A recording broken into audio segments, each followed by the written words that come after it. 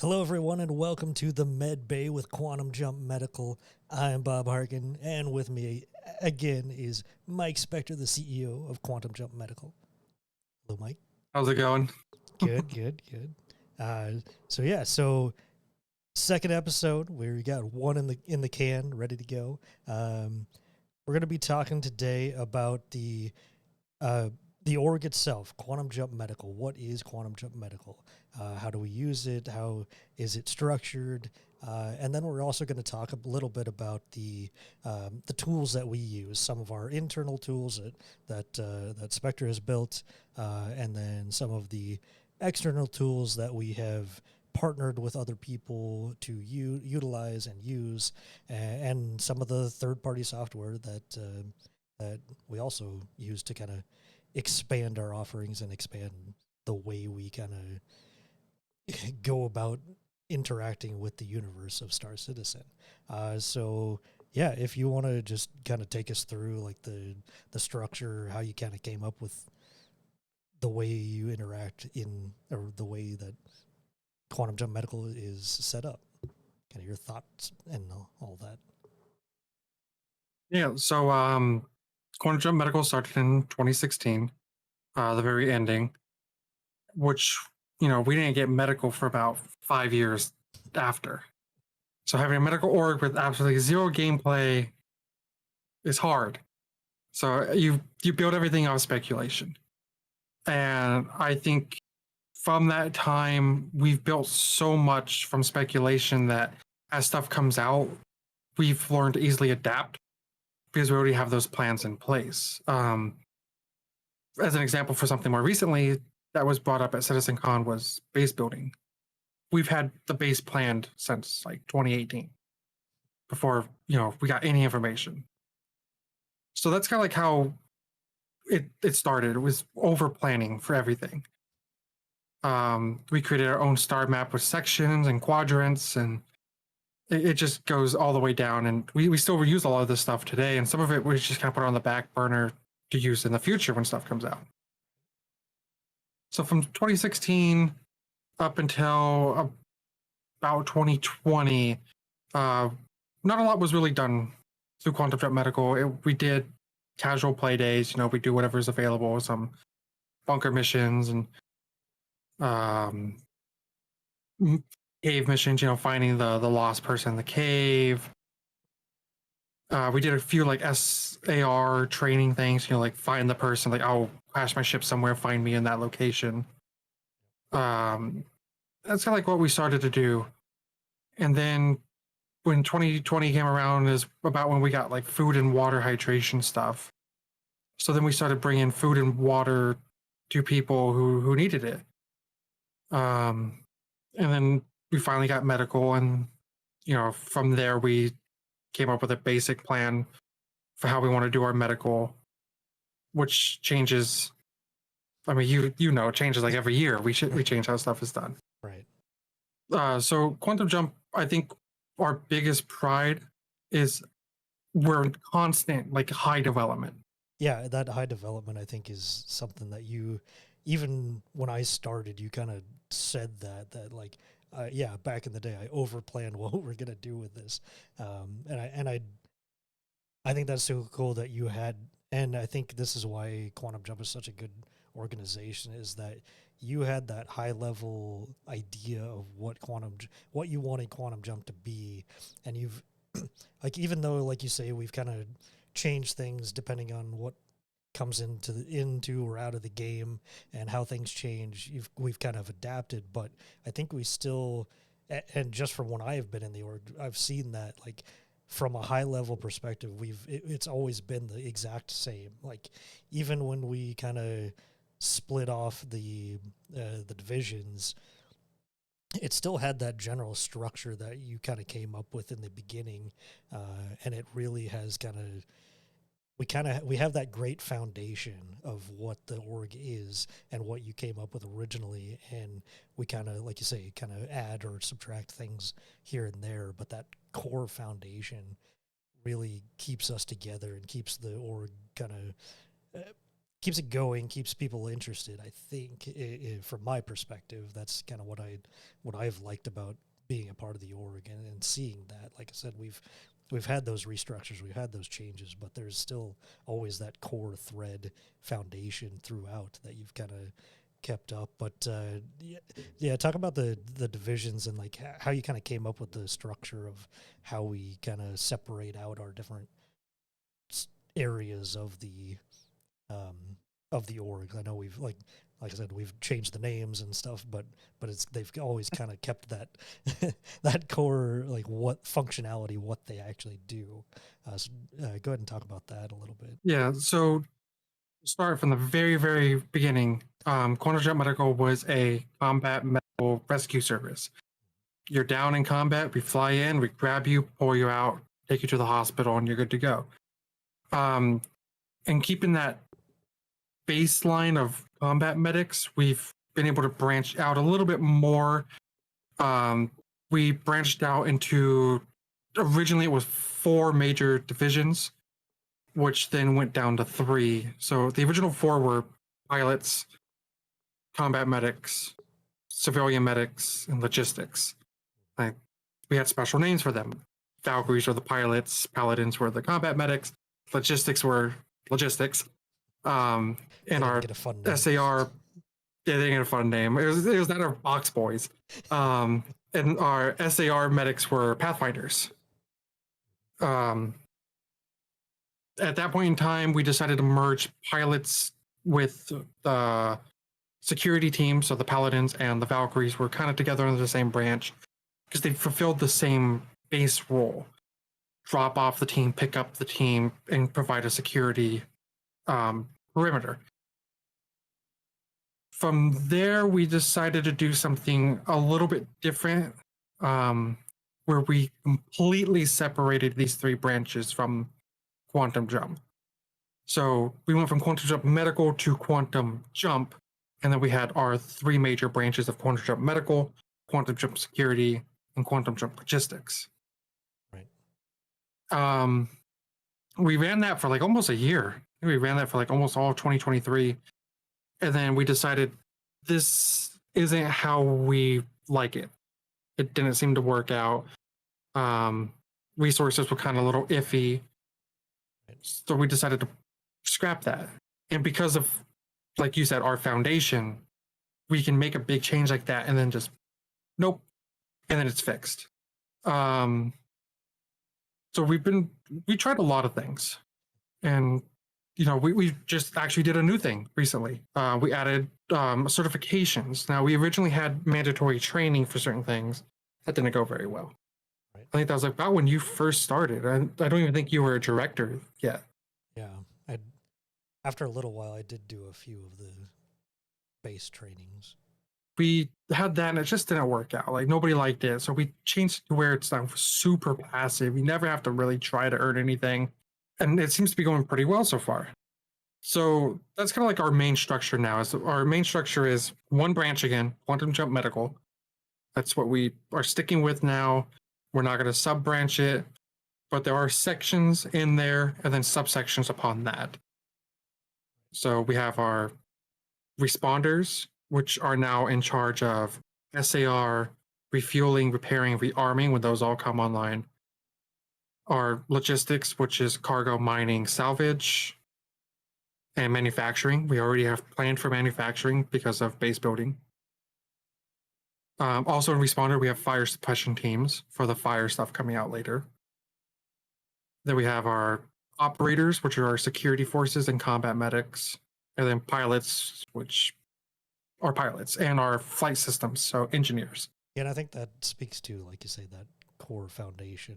We're still kind of covering the same things, but it's just the way we're kind of structuring it and allowing our members to kind of branch into whatever they're most interested in. We're kind of allowing them to be in. I mean, not that we didn't before, where people could be in multiple branches, but you kind of had to pick your one, and that was kind of where you were.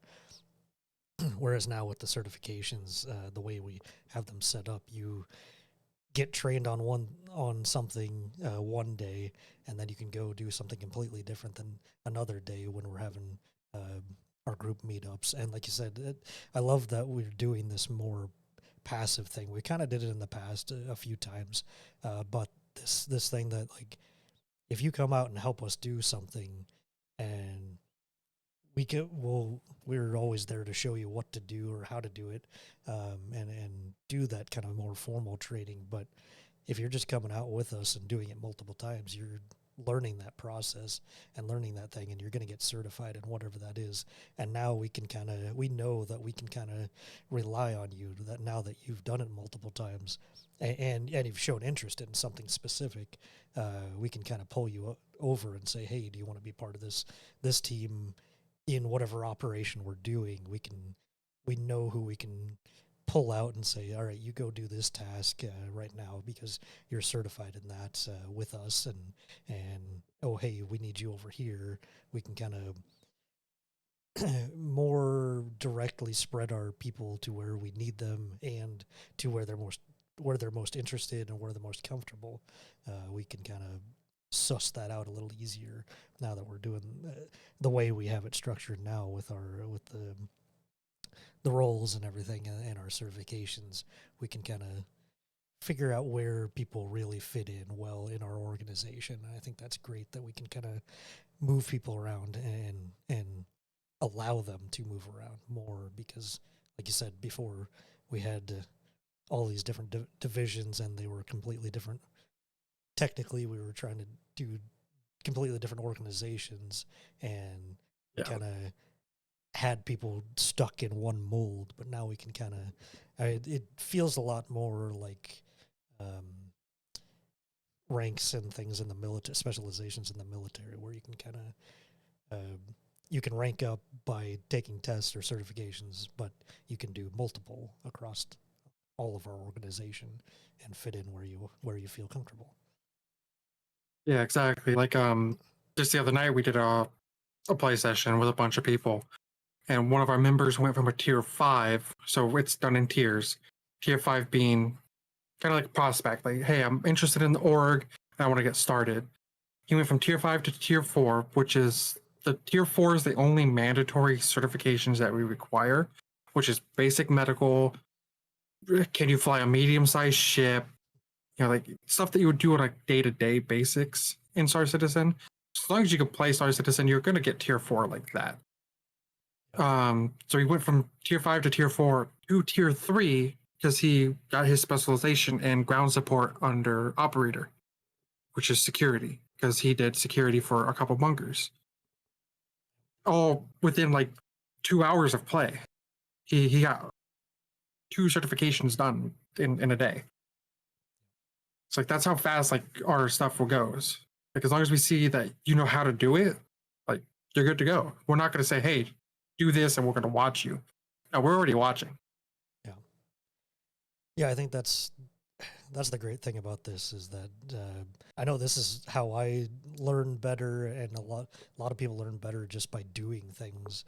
And so, like, instead of having a study guide and a test and things that we have to go over, I think this is better for people, because I mean, one of the things that we were going through, there were a bunch of different tiers of injuries that various people had, and so they learned, like, oh, this is how I treat this, or not necessarily treat it, but this is how I take over the symptoms, and then we can get them to where we need to. Like, we can get them healed up and back up and ready to go, so then we can extract them to get them to where to like a bed or a hospital. And so I think learning through the just playing the game is a lot better for certain people. Like I said, like I that's how I learn better. Instead of reading it, I'm going to go out and do it and learn how to do it, and learn, and it helps me remember better too. Like the various different med pens and stuff. Like, if I was just reading the text of what they do, it wouldn't necessarily help me. But now that I've actually gone and healed different parts of the body, now I know what this does, or what this what symptom this covers up or helps or allows us to move people. So yeah, I think Yeah. I think this just better allows us to work with people and and the best way that they learn. So if somebody does learn by reading, then we can kind of tailor it to them. I think these the new way that we're doing the certifications really help us kind of tailor it to each person, I think. Yeah, because like just because we do it passively doesn't mean we don't have active learning as well. You and me have both created tutorial videos that are on our Discord and on our YouTube site. We have everything in text form as well through our handbook, which is done in the Discord, and we have so many ways for people to learn. We have one-on-one tutors that even if you're brand new to the game, you can come to us and we'll teach you the game, like any part of the game you want to learn. Yeah. And then, you're good to go. Yep.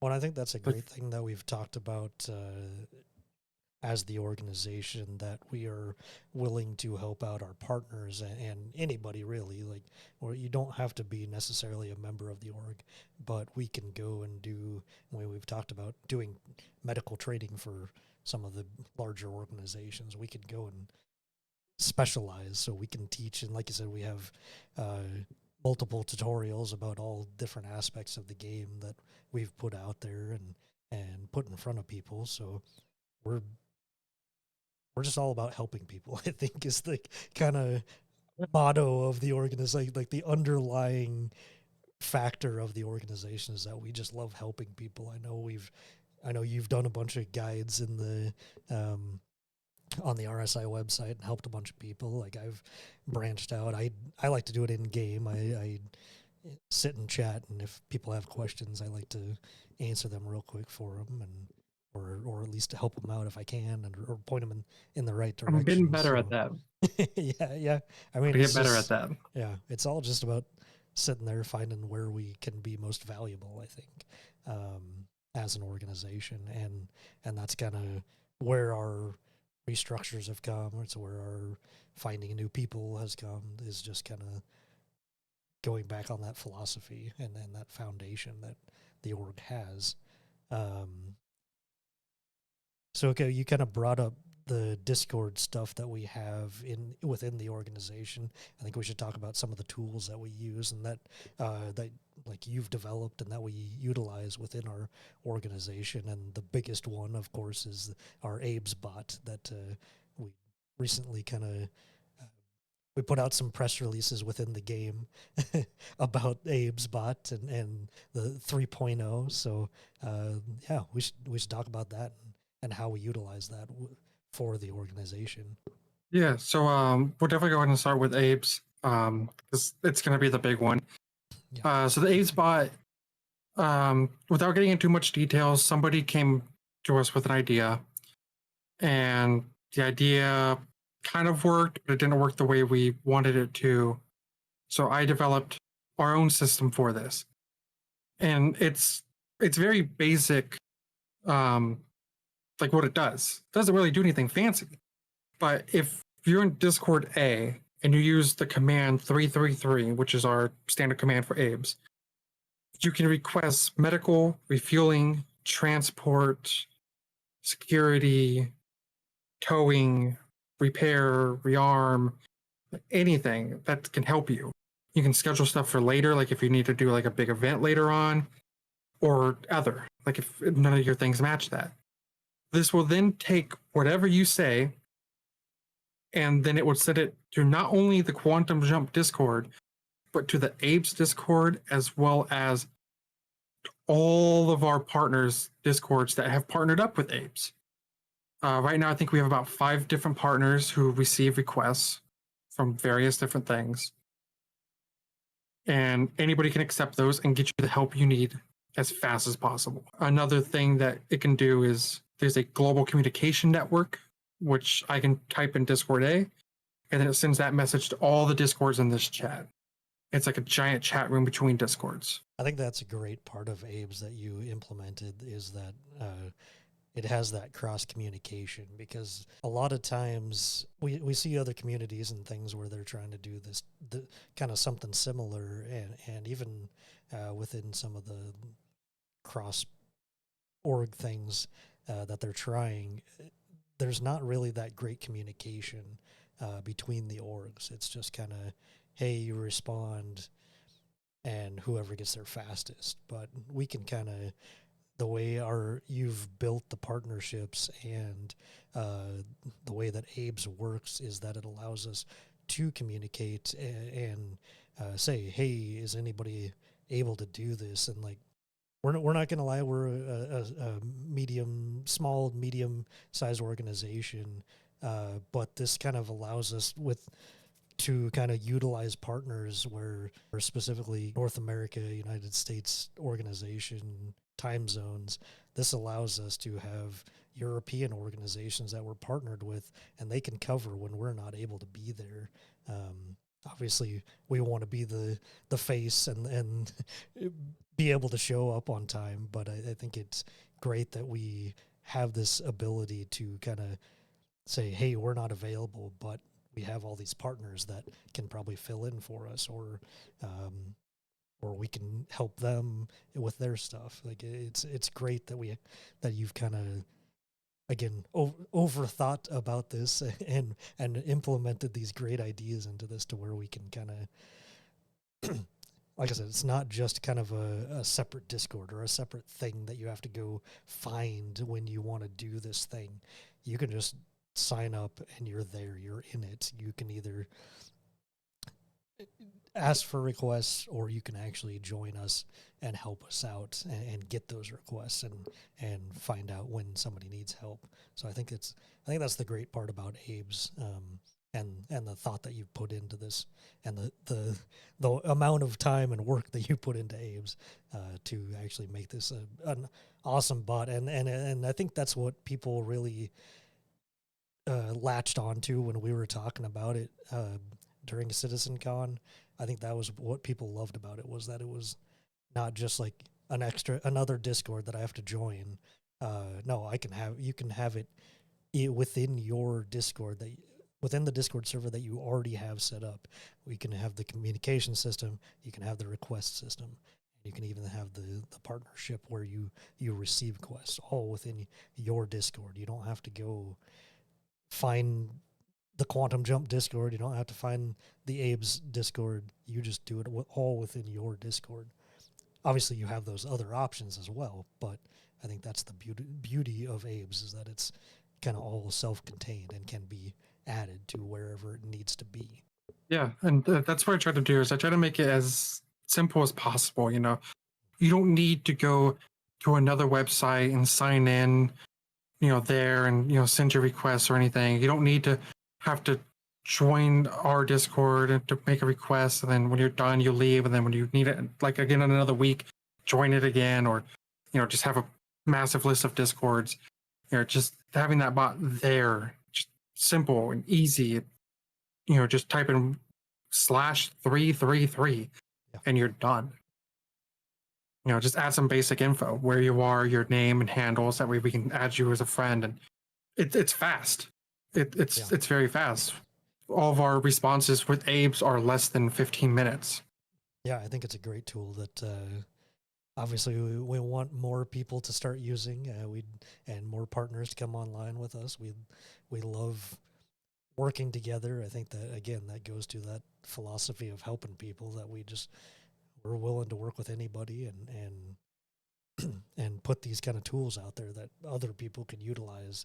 And obviously it benefits us, but it also benefits the community in general. It's not just we're not being selfish about it. It's supposed to help everybody. But I think when it comes in, there's no priority to us. It doesn't go to us, then wait 5 minutes, then go to you. No, same time. Yeah, it hits all of our partners at the exact same time. We're not gonna take priority over anybody. So yeah, it's such a great tool. And I think that kind of ties in and what you talked about with other tools and the press release that we put out. it is tied into Odeka, the space comms system that we're kind of partnered with and help them. But this is such a cool system. We started using SRS about a year ago or so. Maybe I don't know. I don't remember what Probably a little exactly bit when. longer than that. Probably like Yeah, about 2 yeah, I years or think so. so. Yeah, yeah. So we kind of found some videos and started utilizing this.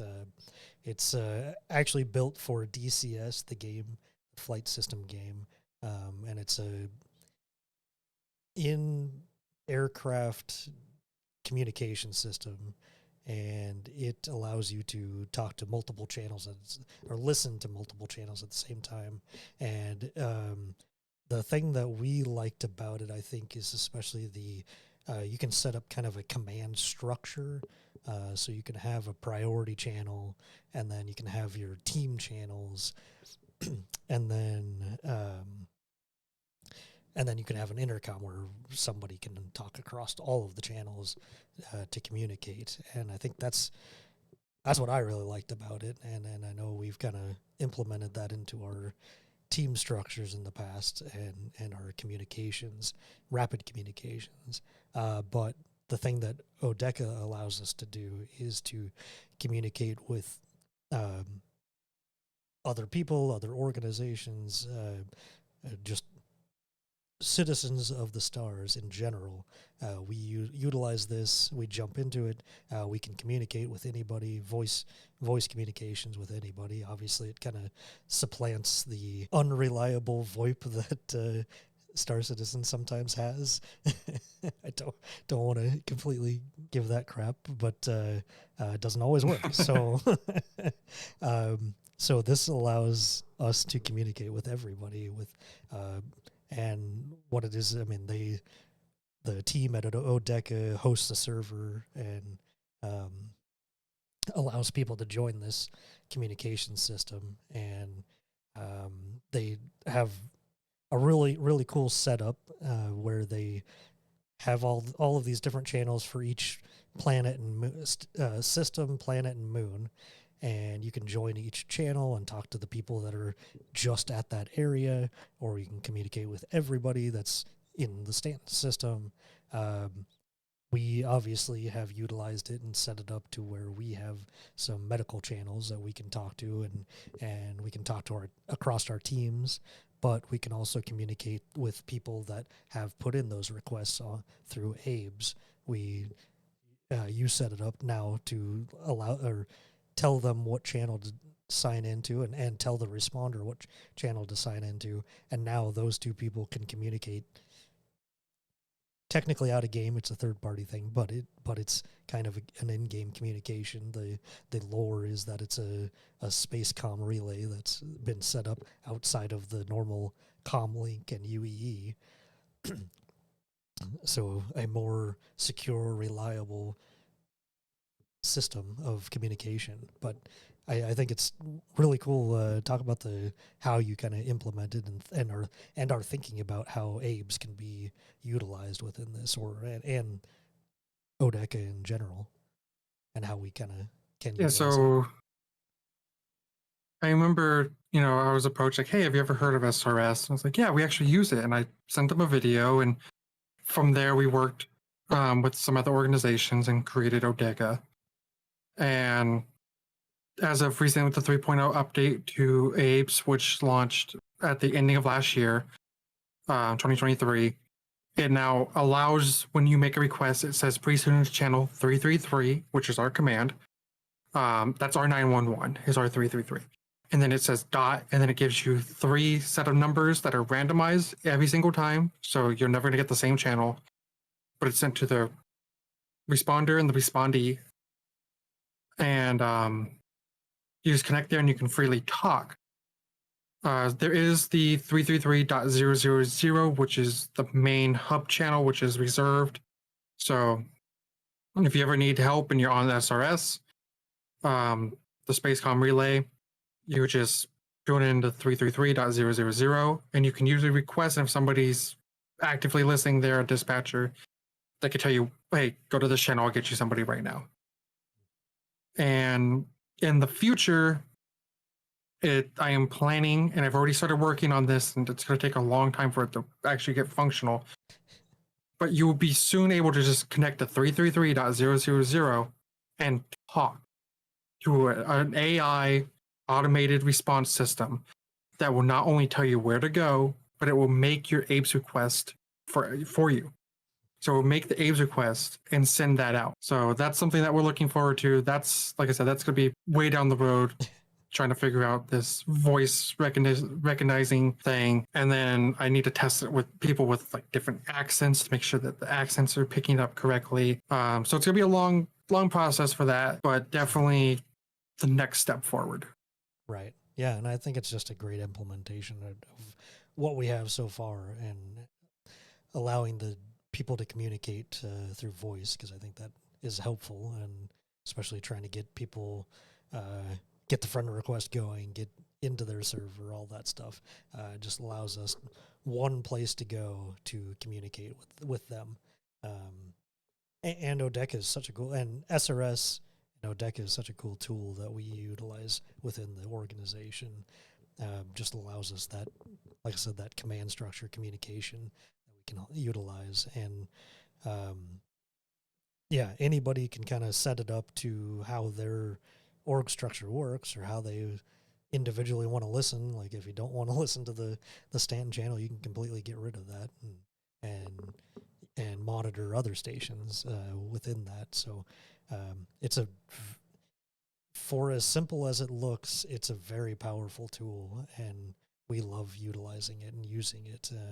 Like I said, we had it set up for our internal organization communications, and obviously that partnership that with other orgs that came together to create Odeca was such a great opportunity that we were glad to be a part of, and obviously we want to push it, and we talked about it a ton at at CitizenCon, and want as many people as we can get in there to utilize it, because it does facilitate that communication and allows that kind of rapid response that we're going for in general.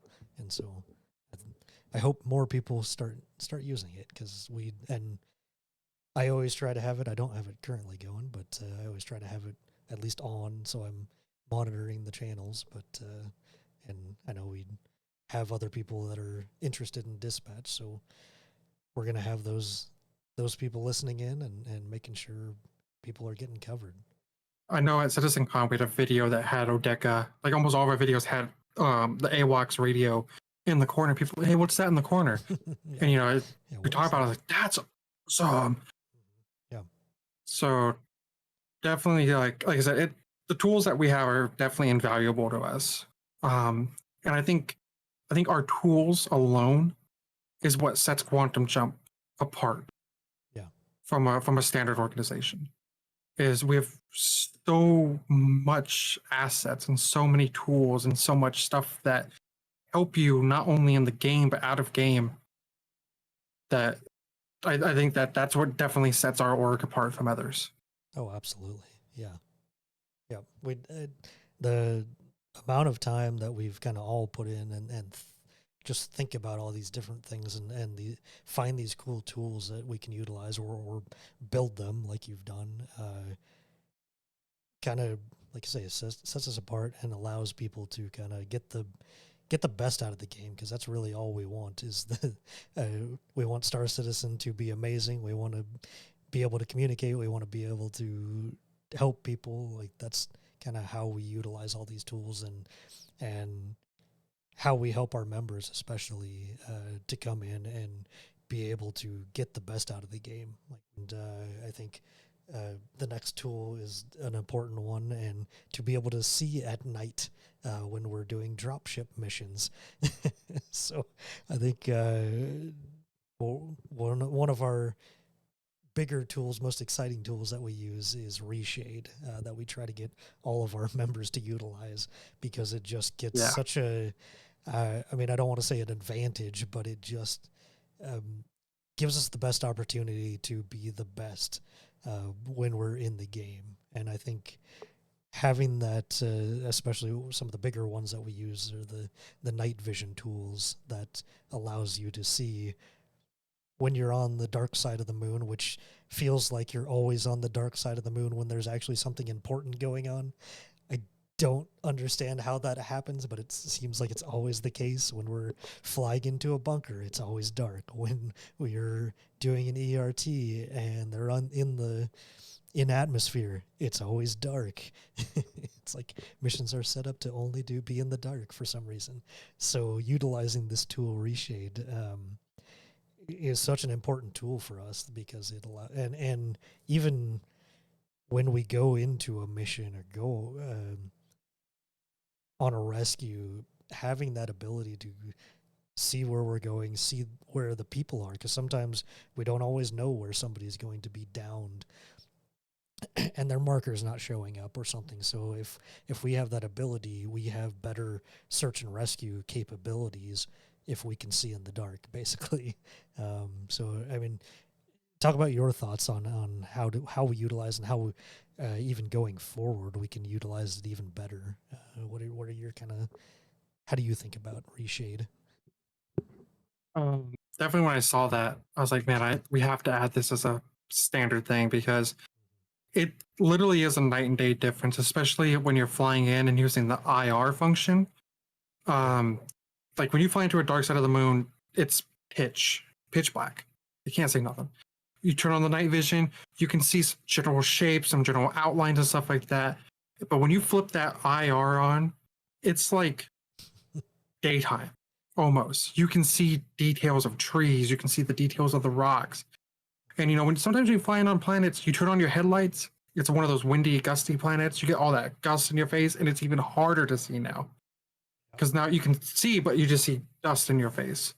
So being able to ignore the light reflections off the dust and the wind, being able to just see the ground without having to constantly scan and give yourself away, if that's needed, it's invaluable. Like I I can't play Star Citizen without it anymore.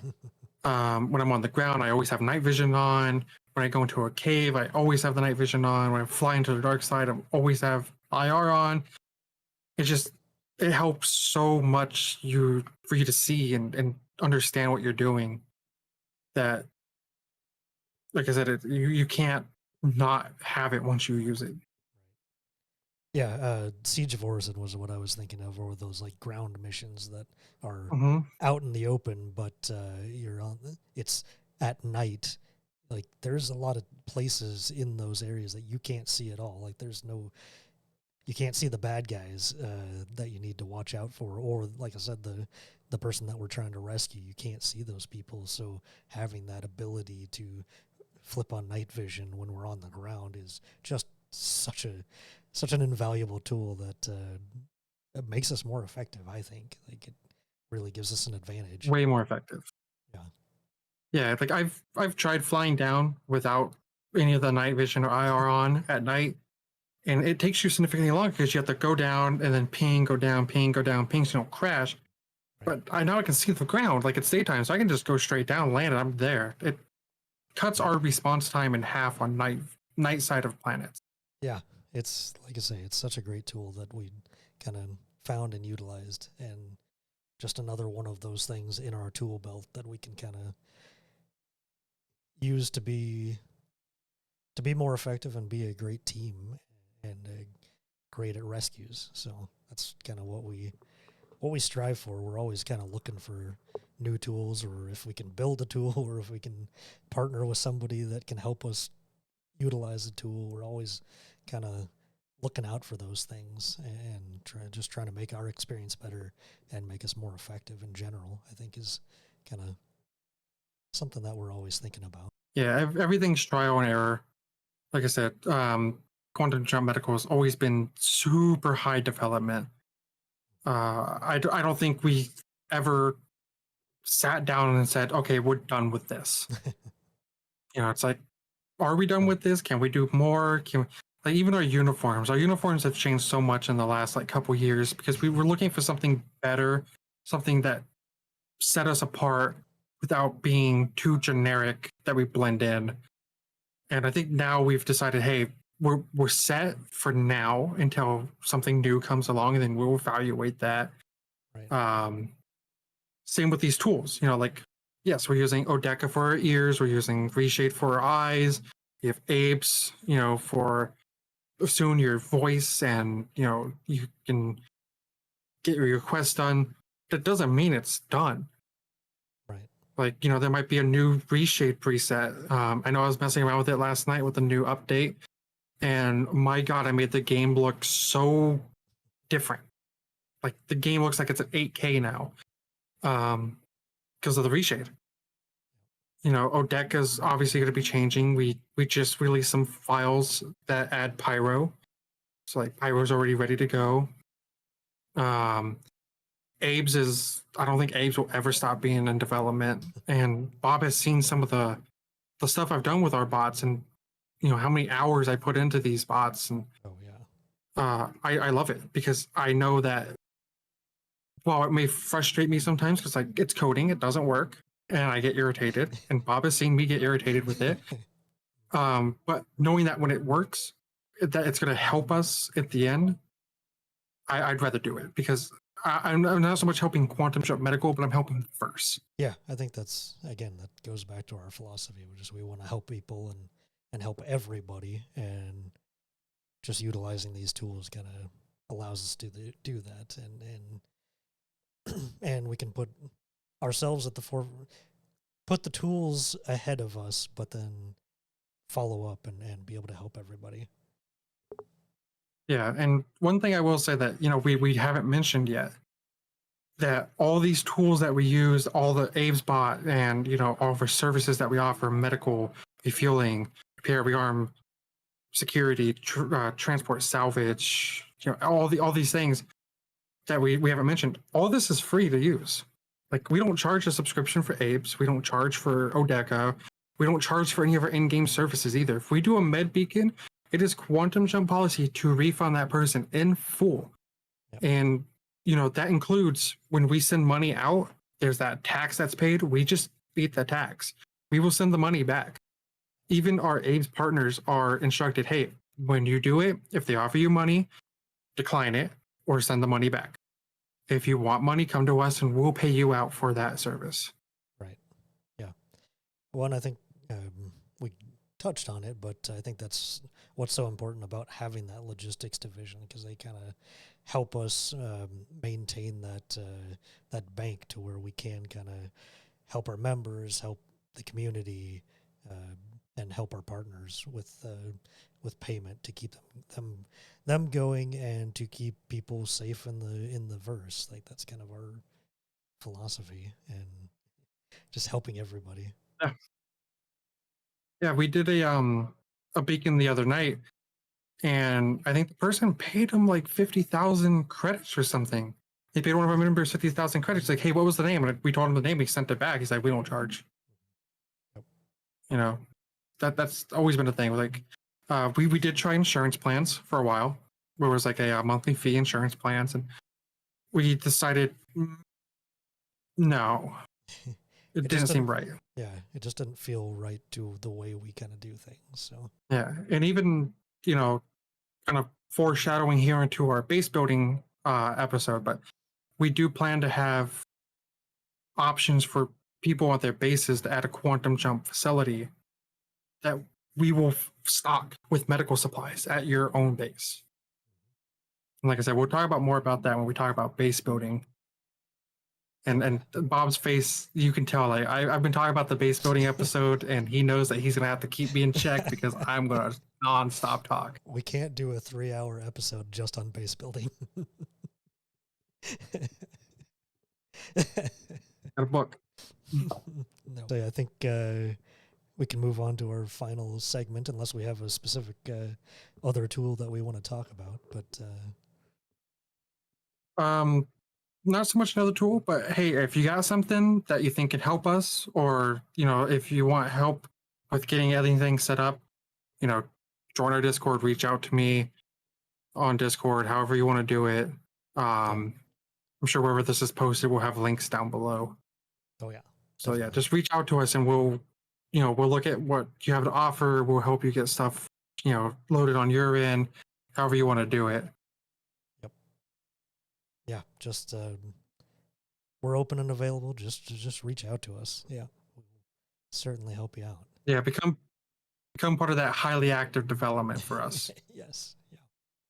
Yeah. Let us know what you guys are using. If you have some tool that's really cool that really helps you out, let us know. We'd definitely evaluate it and see if we can implement it or partner with something or whatever. Yeah, let us know and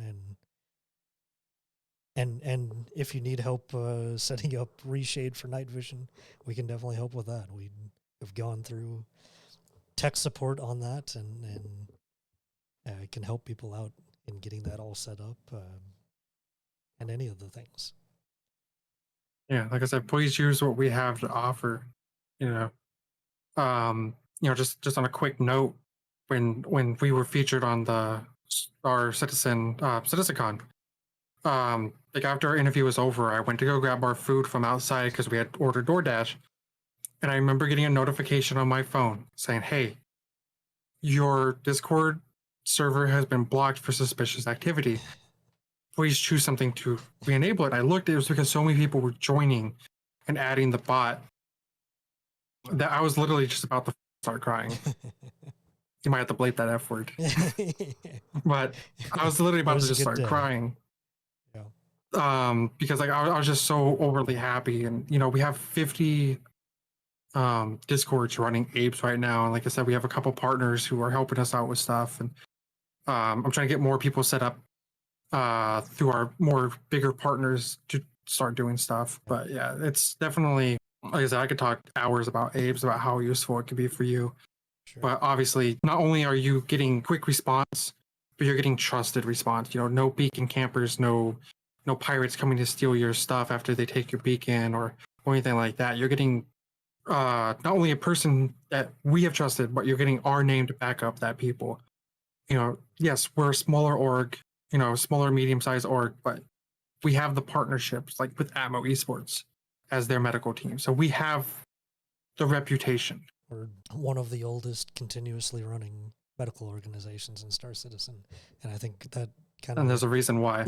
exactly. We're very proud of that, and like we take that seriously. We want to keep up that reputation, and always. Yep. So we're gonna randomly spin a wheel, and it has every ship on the wheel, and this includes ships that aren't technically like available for purchase, like the Bengal, and some like older ships like the Zeus Mark One, not the Mark Two, the Mark One that you're probably never gonna be able to buy. So we're gonna spin the wheel, and then we're gonna talk about that ship. So we're spinning now, and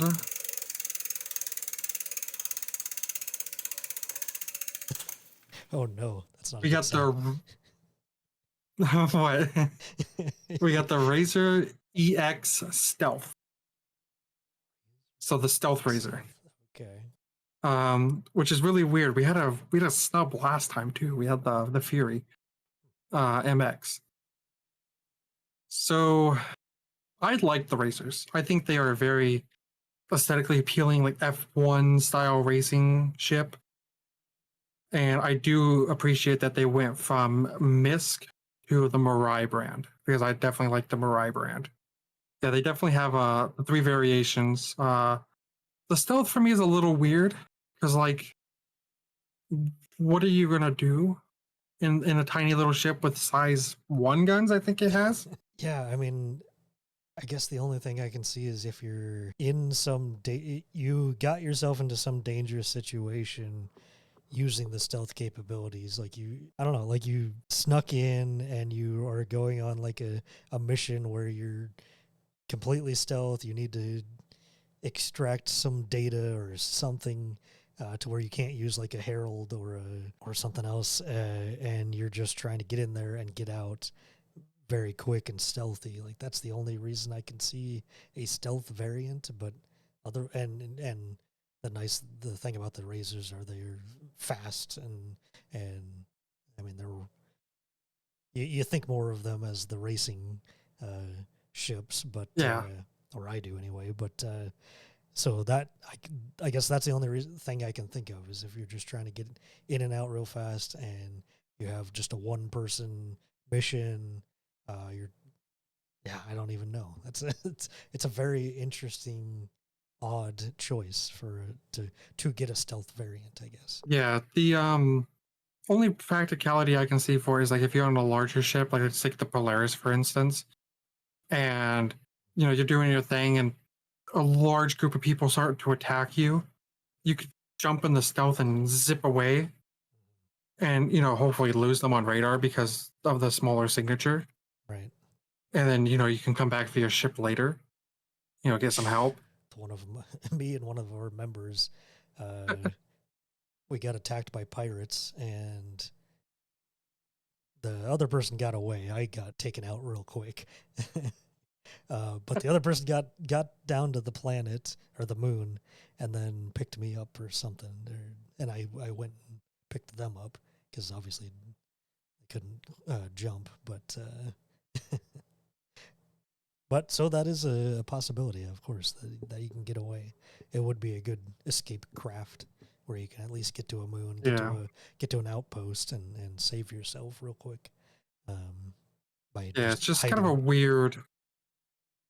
weird thing, right? But that one has a lot Imagine of you're in like a variants. big semi truck and like people like road pirate trying to get you, and you just jump on your F1 car and zip away. It's like Have a motorcycle in the back. motorcycle makes more sense than an F1 car. Right, yeah. Yeah. I'm gonna go straight to the review on this one. So our review is out of 10. And we're gonna base it on usability for Quantum Jump Medical, usability just in general, and how we feel and how we like the ship. So it's just a personal opinion on that. Yeah. For use of Quantum Jump Medical, 0. In Yeah, general, 3, because it can still be used as a decent racer. right. Yeah. Yeah, that's probably where I was leaning towards about a 3 because, like you say, there are that like very small amount of times where you're going to need that stealth capability. The speed is probably the thing that people are going to think of more. And like you say, there's not really in our organization. There's not really much we can use it for. We've either got protection going along with our medics, or we're in a big bright medical vehicle that has big flashing lights, and people know we're medics. So we're not really gonna need the stealth and getting out of there fast kind of capabilities. So 3 is definitely where I was leaning as well. Yeah, it's definitely like I said, cool ship. I love the racers in general. The racer part of me loves the racers. Yeah, it just the stealth one's not it. Yeah. The other one, the luxury one's not it either. It's just the same thing with a better seat, Well, you got to have a comfortable seat when you're racing. I guess. I guess. All right. Well, I think that wraps it up for this episode. Thanks for watching, and we'll see you next time. Have a good one, guys.